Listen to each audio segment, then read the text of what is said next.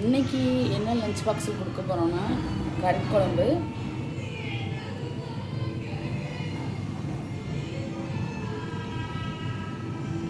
சட்டியில் எண்ணெய் ஊற்றிக்குங்க.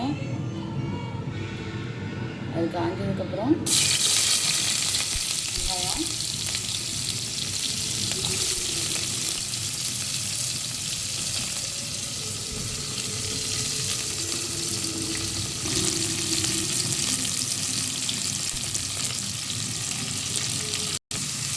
எல்லோரும் வெங்காயம் வதங்கினதுக்கப்புறம் தக்காளி போடுவாங்க. நான் அப்படியே தக்காளி போட்டுருவேன். எல்லாத்தையும் மொத்தமாக போட்டு வதக்கிடுவேன். இந்த மாதிரி செஞ்சுட்டாங்க.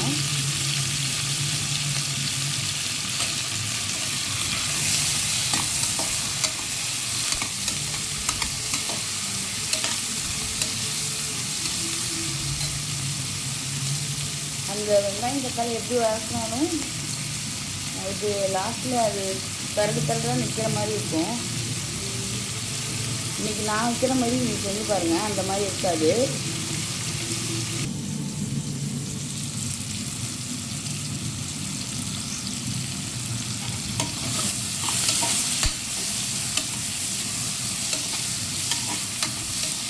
இன்னும் நல்லா வதங்கட்டும்.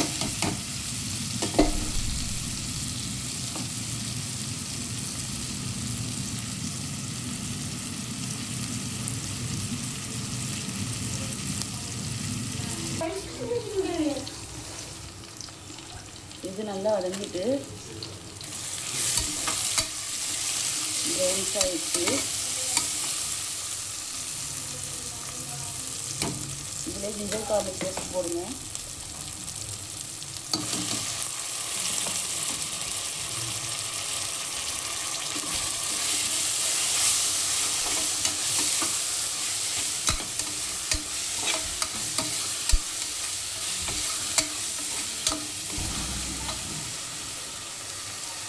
போதும் வதங்கினது. இதை நமக்கும் ஃபைன் பேஸ்ட்டாக அரைச்சி எடுத்துக்கணும். ஃபைன் பேஸ்ட்டாக அரைச்சிட்டோம். இது இப்போ இதில் போட்டுருவோம்.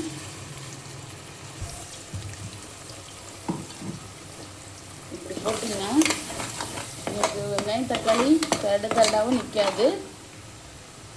கொஞ்சம் குழம்பும் கம்மியாக இல்லாமல் நிறைய கிடைக்கும். நான் குழம்பானோன்னு லாஸ்ட்டில் காமிக்கிறேன்.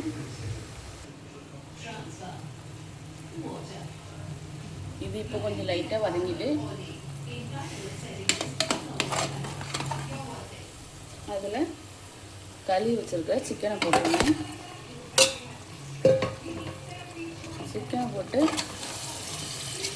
கொஞ்சம் லைட்டாக இது பண்ணால் போதும், பரட்டினா போதும்.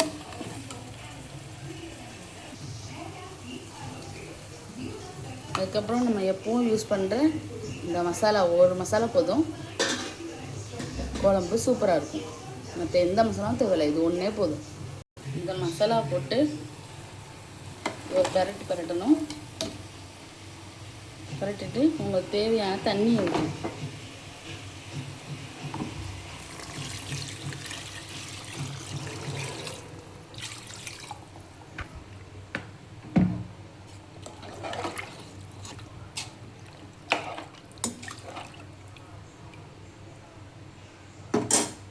உங்களுக்கு கொதிச்சதுக்கப்புறம் அதோட கன்சிஸ்டன்சியை பாருங்கள்.